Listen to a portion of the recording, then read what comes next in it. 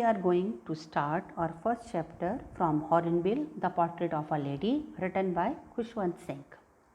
Khushwant Singh, he was born in Hadali, Punjab to a Sikh family. He belongs to a Sikh family, यानी वो एक सरदार वाली परिवार से बिलोंग करते थे. He is a prominent Indian novelist. वो एक बहुत बढ़िया नॉवलिस्ट, सिर्फ नॉवलिस्ट नहीं, साथ ही में वो क्या थे, एक जर्नलिस्ट भी, जर्नलिज्म का भी करते थे. Singh is weekly column with malice towards one and all carried by several Indian newspaper. वो एक वीकली कॉलम लिखते थे, बहुत अच्छा कॉलम लिखते थे न्यूज़पेपर के अंदर, मैलिश टुवर्ड्स वन एंड ऑल. काफ़ी सारे जो उनके कॉलम्स थे, उनके जो एडिटोरियल थे, जो वो लिखते थे, these all were red in the country. An important Indo-Anglian novelist. This is a term, Indo-Anglian novelist. It means that the person who belong to Indo-Anglian means that who writes in English language and whose native language could be one of the numerous languages. It means that कि उनकी जो main language है या वो जो लिखते थे वो लिखते थे इंग्लिश में, बट सेम टाइम उनकी नेटिव लैंग्वेज कोई भी हो सकती है. जैसे कि ये सिख थे, सिख फैमिली से बिलोंग करते थे, तो इनकी नेटिव लैंग्वेज क्या हो गई, गुरुमुखी, पंजाबी. तो he is best known for his trenchant secularism. Main ये किस बात के लिए जाने जाते थे, ट्रेंचेंट. ट्रेंचेंट होता है स्ट्रॉन्ग, फ्यूरियस, यानी जब ये लिखते थे ना तो इनके लिखने में, इनकी राइटिंग के अंदर क्या होता था, स्ट्रॉन्गनेस होती थी, फ्यूरियस, गुस्सा होता था. और mostly they wrote about secularism. Secularism होता है कि religion should not be influence by society, कि रिलीजन कोई भी हो, उसका इन्फ्लुएंस, उसका प्रभाव किसी भी सोसाइटी पर नहीं होना चाहिए. यानी जो लेख हैं वो धर्म से प्रभावित नहीं होने चाहिए. इसके अलावा उनका जो ह्यूमर था, and an abiding love of poetry, यानी बहुत ज़्यादा परमानेंट, सबसे ज़्यादा उनका प्यार किससे था, पोइट्री से. यहाँ एक चीज़ ध्यान रखना, वो ट्रेंचेंट थे, सेकुलरिज्म थे, ह्यूमर भी करते थे. इसके अलावा उनका जो मेन कंसर्न था वो क्या था, पोइट्री पर. His comparison of social and behavioural characteristics of western and Indian. वो अधिकतर कंपेयर करते थे किसके साथ, वेस्टर्न के साथ और इंडियन के साथ. और लेस्ड विद एसिड वेट, देखिए लाइन है ना, लेस्ड विद एसिड वेट, यानी उनका जो लिखने का तरीका था ना वो एक तरीके से एसिड था, फ्यूरियस था, ट्रेंचेंट था, बहुत ज़्यादा फ्यूरियस रहते थे, लेकिन उनकी राइटिंग इन्फ्लुएंस करते थे. इनकी एक बेस्ट नॉन बुक है, वो है ट्रेन टू पाकिस्तान, जो पार्टीशन के ऊपर बेस है. और after that a film was also made on it. He served as editor of several well known literary and news magazine.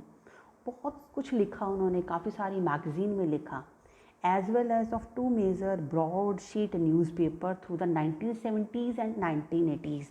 1970 से लेकर 1980 तक काफ़ी सारे न्यूज़पेपर्स में लिखा. नॉवलिस्ट थे, इसके अलावा पोइट्री भी लिखते थे, बहुत ज़्यादा कुछ ये लिखते थे. और 2014 के अंदर ये एक्सपायर हो गए. उन्होंने यहाँ पर जो लिखा है, pen portrait of grandmother, actual ये जो चैप्टर है ये इन्होंने अपनी ही ग्रैंड मदर के ऊपर लिखा है. यहाँ पर इन्होंने एक वर्ड डाला है, pen portrait of grand mother.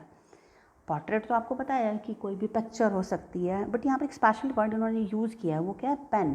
Pen means क्या होता है, an informal description of a person. किसी भी व्यक्ति का आप डिस्क्रिप्शन देते हैं इनफॉर्मल वे में. दिस में कवर, उस इनफॉर्मल में इट में cover age and other variable, काफ़ी कुछ चीज़ें कवर हो सकती है, एज भी, कुछ और भी. लेकिन वो जो मेन चीज़ फोकस होती है वो किसके ऊपर होती है, सॉफ्ट डायमेंशन पर, यानी सॉफ्ट चीज़ें बताना. तो यहाँ पर इस चैप्टर के अंदर the portrait of a lady, इसके अंदर एक्चुअल में वो डिस्क्राइब करते हैं अपनी ग्रैंड मदर के बारे में, अपनी दादी माँ के बारे में बहुत सारी चीज़ें बताते हैं कि उनके साथ उनका अटैचमेंट कैसे था, सॉफ्टनेस कैसे थी, how they lived in the village, what happened when they went in a town, how their relationships were change. तो all these things he mentioned in this chapter. तो let's start one by one. तो in the portrait of a lady, Khushwant Singh draw a pen portrait of his grand mother. Now how his grandmother was, his grandmother was like everybody grandmother. वैसी थी उसकी दादी जैसे सबकी दादी होती है, but there is a different. क्या था, she was quite an old women, बिल्कुल शांत बूढ़ी सी औरत थी। तो सारी दादी बूढ़ी तो होती हैं, बट यहाँ पर जो खुशवंत सिंह है वो क्या कहते हैं, it was hard to believe that one she had young, बहुत मुश्किल है ये विश्वास करना कि उसकी दादी कभी यंग भी थी एंड प्रिटी, प्यारी भी थी। प्रेटी वर्ड हम वैसे यूज़ करते हैं छोटे बच्चों के लिए, और यंग, जवान। तो कहता है कि ये बहुत मुश्किल है पता करना कि मेरी दादी कभी यंग भी थी कभी प्रेटी भी थी। द थॉट वॉज रिवोल्टिंग, ये सोचना भी क्या है, बिल्कुल अलग है, अपोजिट है। रिवोल्ट करना यानी विद्रोह करना है। अगर मैं ये बात कहता हूँ कि मेरी दादी कभी यंग थी, ऐसा वो क्यों कहता है?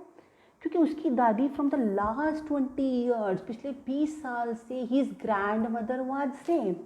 लास्ट 20 ईयर, पिछले 20 साल से वो जैसा देख रहा है उसकी दादी वैसी की वैसी ही है। तो कहता है कि ऐसा कैसे हो सकता है कि उसकी दादी कभी यंग एंड प्रेटी थी। Now he was talking about his grand father. अब वो कहता है जो मेरे ग्रैंड फादर थे, उन्होंने उसको तो उसने कभी नहीं देखा खुशवंत सिंह को, but his picture hung above the mental peace of the drawing room. एक ड्राइंग रूम में मेंटल पीस के ऊपर उसके दादाजी की एक पिक्चर टंगी हुई थी, तस्वीर थी। And he looked at least 100 years old. और उसके दादाजी जिसकी वाइट बियर्ड, मतलब बहुत सफ़ेद कलर की दाढ़ी, एक टर्बन सफ़ेद कलर की, उन्होंने एक टर्बन पहन रखी है, पगड़ी पहन रखी है। और वो कैसे दिखते थे? 100 ईयर्स ओल्ड, एक प्रोफेक्ट दिखते थे, एक साधु संत की तरह दिखते थे। तो खुशवंत सिंह कहते हैं कि he is his grand father, ये उसके ग्रैंड फादर है, but he was look like 100 years old. मगर ये आदमी तो 100 साल पुराना व्यक्ति लगता है, इतना बूढ़ा व्यक्ति लगता है। तो सेम टाइम दोनों चीज़ के लिए वो क्या बोलता है कि उसकी दादी कभी यंग थी, is she ever pretty? No, it's a revolting thought. Same time his grandfather, whose picture was above the mantel piece, and he looked at least 100 years old. 100 साल के दिखते थे उसके दादाजी कम से कम। फिर कहता है लुक टेरिबल ओल्ड, अपनी दादी के बारे में कहता है टेरिबल ओल्ड, बहुत ज़्यादा बूढ़ी दिखती थी। Her grand mother, she was a short lady. अब वो डिस्क्रिप्शन दे रहा characteristics of her grand mother कि उसकी दादी दिखती कैसे थी। वेरी शॉर्ट लेडी, यानी दिखने में तो वो छोटी सी थी। She was flat and slightly band, यानी मोटी नहीं थी बट फ्लैट थी। स्लाइटली क्या होता है? थोड़ा सा, थोड़ी सी बैंड थी।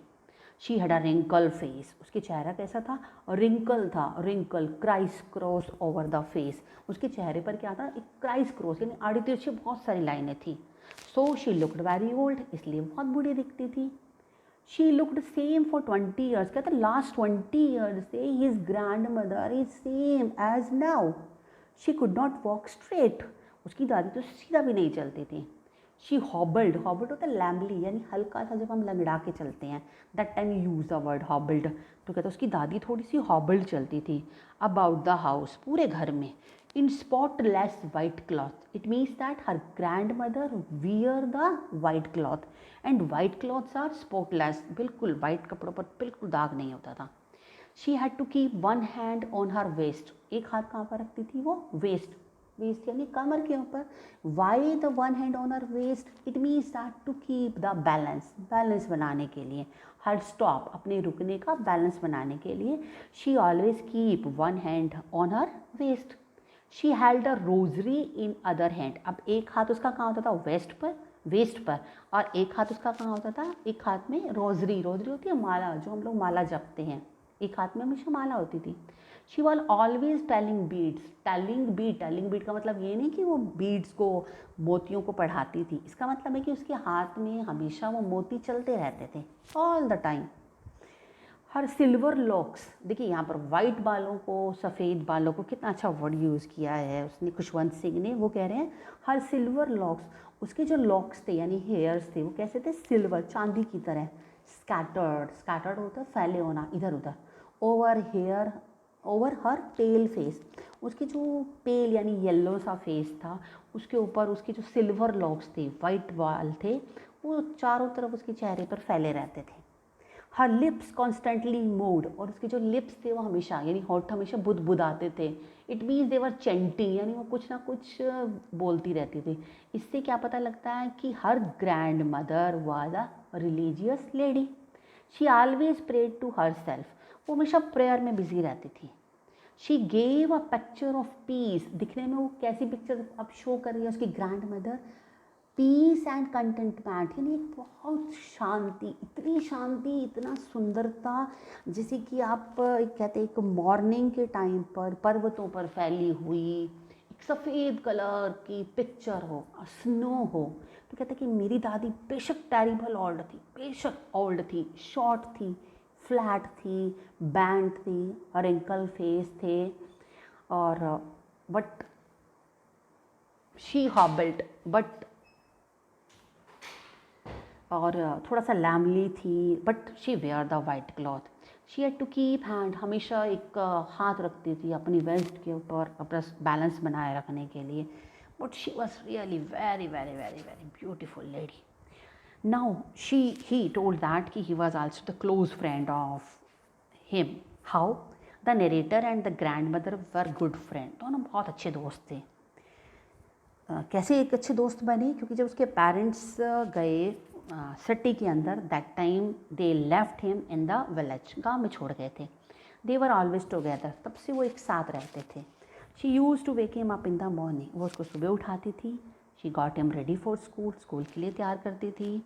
She said her morning prayer in an unchanging sing song, और हमेशा वो एक मॉर्निंग प्रेयर गाती रहती थी जब वो उसको तैयार करती थी। वो गाने का मतलब क्या था कि हो सकता खुशवंत सिंह थोड़ा बहुत सुन ले।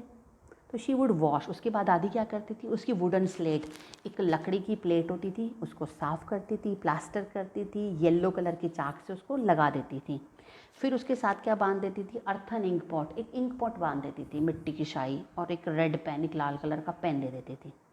शी शुड टाई दैम, उन सबको एक बंडल में बांधती थी और किसको दे देती थी, खुशवंत सिंह को। She would give him a thick stale chapati, फिर उसके बाद उसको रात की मोटी बासी चपाती देती थी। तो उस पर थोड़ा सा बटर होता था, शुगर होता था, जिस पर उस पर फैला के रखते थे। She carried several stale chapati whether, और अब उसको देने के बाद, यानी कि खुशवंत सिंह को देने के बाद, आफ्टर दैट बहुत सारी जो चपातीज़ होती थी वो साथ लेके जाती थी। Why she bring all the stale chapatis with her for the village dog, गांव के कुत्तों के लिए। तो this also show the grand mother religious aspect. एक तो यहाँ पर दिखाया कि वो उसकी क्लोज फ्रेंड थी। क्लोज फ्रेंड कैसे थी? क्योंकि उसको जगाती थी, उसको साथ करती थी, उसको साथ लेकर जाती थी। सेम टाइम पर रिलीजियस वो कैसे थी कि जब वो चपाती लेके जाती थी तो कुछ चपातियाँ वो किसके लिए लेके जाती थी, विलेज डॉग के लिए। अब दोनों क्या करते थे, now both of them they were went to school, school जाते थे दोनों, grandmother and the narrator. Grandmother always went to school with the narrator, daily जाती थी वो उसके साथ स्कूल। द स्कूल वाज, क्यों? Because the school was attach to the temple. एक रीज़न तो ये था कि स्कूल किसके साथ था, टेम्पल के साथ था। There the priest taught the children the alphabet, जहाँ पर जो पुजारी होता था वो बच्चों को अल्फ़ाबेट सिखाता था, मॉर्निंग प्रेयर सिखाता था। After that the children sat in rows, के बाद जो बच्चे थे वो रो में बैठ जाते थे वरांदा में। दे सैंग, वो अल्फ़ाबेट गाते थे और प्रेयर गाते थे, कॉरस यानी कि मिलकर एक साथ। The grand father was sit here actually the grandmother sit inside the temple. That time grandmother क्या करती थी, टेम्पल में अंदर बैठ जाती। she spent her time, इस टाइम पर वो क्या करती थी, she reading in the holy books, धार्मिक किताबें पढ़ती थी। she would back home with him, फिर उसके साथ वापस आ जाती थी। that time जब वो वापस आते थे तो both when they went back to the home, that time the village dogs they were gathered at the temple door. They were gathered because they know that now the grandmother is going to give them the chapatis, कि अब दादी माँ उन्हें क्या देगी, चपातीस देगी। But what happened on a one day, there was a turning point in relationship. इन दोनों के रिलेशनशिप के अंदर एक चेंज आ जाता है। क्या चेंज आता है? चेंज ये आता है कि the narrator parents sent for them in the city. Sent them मतलब कि अब वापस उन्हें सिटी में बुला लेते हैं। अब ये जो वापस बुलाया जाता है, अब ये इनकी लाइफ का टर्निंग पॉइंट हो जाता है। टर्निंग पॉइंट कैसे हो जाता है इनकी फ्रेंडशिप का? Before that both of them they share the same room, इससे पहले तो एक सेम रूम शेयर कर रहे थे। His grand mother no longer went to school with him, अब उसकी दादी उसके साथ स्कूल नहीं जा सकती थी। Why? Because the narrator went to an English school in a motor bus, क्योंकि अब जो नरेटर था वो कैसे जा रहा था, इंग्लिश स्कूल में मोटर बस से। Now there were no dogs, ना ही गली में कुत्ते थे। The grand mother and grandson saw less of each other. अब दोनों मुश्किल से एक दूसरे को देखते थे। Because she hated English and science, दादी को अच्छा नहीं लगता था उसका इंग्लिश और साइंस पढ़ना। She felt sad that there was no teaching about God. उसे बहुत बुरा लगता था कि यहाँ पर ना तो गॉड के बारे में पढ़ाया जाता है, ना स्क्रिप्चर्स के बारे में पढ़ाया जाता है। She did not like music lesson being given in the school. ना ही उसको ये पसंद था जो म्यूज़िक लेसन, जो म्यूज़िक पढ़ाया जाता था स्कूल के अंदर। Because according to the grand mother the music lessons are for the lewd association. Lewd होता है कि लोअर क्लास के लिए या अच्छे लोगों के लिए नहीं होता था। ये सिर्फ किसके लिए होता है? म्यूज़िक होता है प्रॉस्टिट्यूट्स के लिए या बैगर्स के लिए।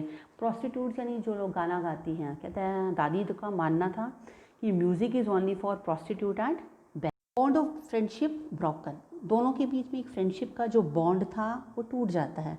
The narrator went up to the university. Narrator अब यूनिवर्सिटी जाता है।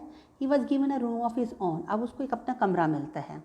The common link of their friendship was broken. उनके बीच में जो एक लिंक था, the sharing the room, now it was broken. And the grand mother she accepted her loneliness. Now how she busy herself? She busy her self with her spinning. Spinning होता है काटना, spinning wheel. तो she talk rarely. She relax only in the afternoon. She enjoy her self while feeding the sparrow. कब खुश होती थी? जब वो स्पैरो को ब्रेड क्रम्स देती थी। She would sit in the veranda. वो क्या करती? बरामदे में बैठ जाती। She broke the bread into little bites and threw them to the sparrow. छोटे छोटे टुकड़े करती ब्रेड के और चिड़ियों को डालती। 100 of sparrow that time these were collected round the grandmother. They created hell of noise. Some came her, कुछ उसके पास आती। Some sat on her legs, कुछ उसके पैरों के पास बैठ जाती। The others perched on her shoulder, कुछ उसके कंधों पे भी बैठ जाती। But she never drove them away, वो कभी भी उन्हें दूर नहीं करती थी। Feeding the sparrow was the happiest half hour of the day. आधा घंटा जो वो चिड़ियों को खाना खिलाती थी वो उसकी ज़िंदगी का या उसका पूरे दिन का सबसे बेस्ट डे होता था।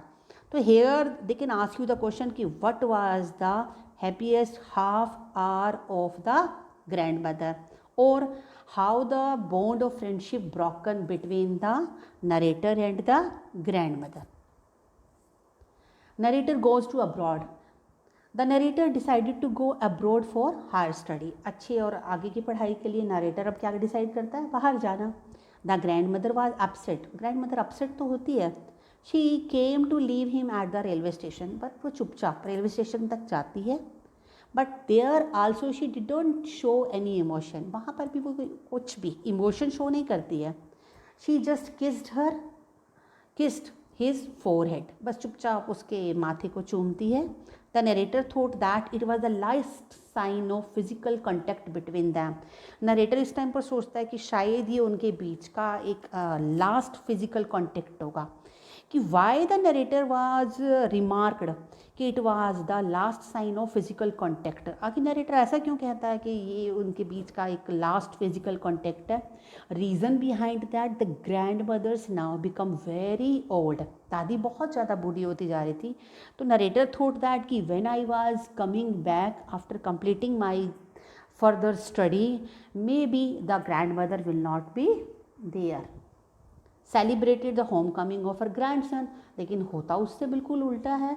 जब वो वापस अपनी स्टडी कंप्लीट करके आता है तो still the grand mother was there. The narrator return home after 5 years। 5 साल के बाद नरेटर आता है। The grand mother did not look a day older. उसको दादी बिल्कुल वैसे दिखती है from the last 20 years, now the 25 years। In the evening, but शाम के टाइम पर अ चेंज केम ओवर हर। उसके ऊपर एक अलग सा चेंज आता है। शी डिड नॉट प्रे, क्योंकि दादी ने first time in the narrator life pray नहीं करती। She collected all the women of the neighbourhood. पड़ोस की सारी औरतों को बुलाती है। She took an old drum, एक पुराना सा ड्रम लेती है। एंड स्टार्टेड सिंगिंग, गाने गाती है। She continued thumping the old drum for several hours. कई घंटों तक उस पुराने ओल्ड ड्रम को बजाती है। शी सेंग और the homecoming of warrior. और गाने भी कैसे गाती है? जैसे कोई योद्धा वापस आता है, उस तरीके के गाने गाती है। They had to persuade her to stop. सारे कोशिश करते हैं दादी को रोकने की। Singing and beating of the drum, कि मत ना तो गाए और ना ही ड्रम बजाए। कुड मेक हर टायर्ड, क्योंकि वो उससे थक सकती थी। For the first time she forget to pray. ये ग्रैंड मदर की लाइफ का फर्स्ट टाइम था कि उसने प्रे नहीं किया। तो here we can ask you कि what was the last work by the grand mother और why she didn't pray. Any question they can be ask you that time. Grandmother deaths. It was the last time of the grandmother. The next morning, because of beating the drum, because of the singing, she fell ill. She declared that her end was near. वो declare कर देते कि उसका end आ चुका है. She did not want to waste any more time talking to them. अब वो नहीं चाहती थी कि कोई भी उससे बात करे. She lay peacefully in bed. चुपचाप आराम से बिस्तर पे सो जाती है. But she continued pray and telling the beads. Then her lip stopped moving. मगर उसके जो होठ थे वो अब बुदबुदा नहीं रहे थे. The rosary fell down. उसके हाथ से माला गिर जाती है. She was dead. इसका मतलब क्या है कि उसकी डेथ हो चुकी है. She was laid on the ground. उसको ग्राउंड पे लिटाया जाता है. Her dead body was covered with a red shroud. जैसे कि कस्टम है एक लेडीज़ के मरने के बाद उसको लाल कपड़े से लपेटा जाता है, तो दादी को भी क्या करते हैं, एक लाल कपड़े से लपेट देते हैं और फर्श पर लिटा देते हैं. What happened that time? Murmuring of sparrows. अब जो स्पैरोज थी वो अपना शोक, अपना दुख कैसे शो करती हैं. It was evening. शाम का टाइम था. The sun was setting. सूरज डूब रहा था. They brought a wooden stretcher. वो लोग एक लकड़ी का फट्टा लेकर आते हैं. They stop halfway in the courtyard. लेकिन जैसे वो अंदर जाने लगते हैं ग्रैंड मदर को लेने के लिए तो आधे रास्ते में रुक जाते हैं. Thousands of sparrows sat near her dead body. हजारों की संख्या में जो डेड बॉडी थी उसके पास चिड़ियाँ होती हैं. They did not chirp. लेकिन इस टाइम पर वो बहुत शांत होती हैं. Everyone felt sorry for the birds. सभी को बर्ड्स के लिए बहुत दुख होता है. The narrator brother brought bread and broke it into little crumb. नरेटर की माँ ब्रेड लाती है, उनको तोड़ती है, छोटे छोटे टुकड़े करती है और स्पैरोज को देती है. The birds took no notice of them. लेकिन बर्ड्स भी ध्यान नहीं देते. When they carried her dead body outside. जब वो डेड बॉडी को लेकर बाहर जाते हैं.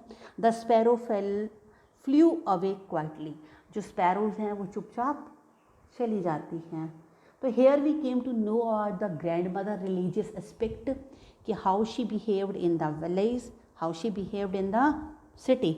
सिटी में उसका किसके साथ अटैचमेंट होता है, विलेज में उसका किसके साथ अटैचमेंट होता है, उसकी लाइफ का टर्निंग पॉइंट क्या है जब वो नरेटर के साथ शेयर करती है रूम, जब नरेटर अब्रोड चला जाता है, जब नरेटर स्कूल जाने लगता है. Lots of question we can ask you related to this chapter.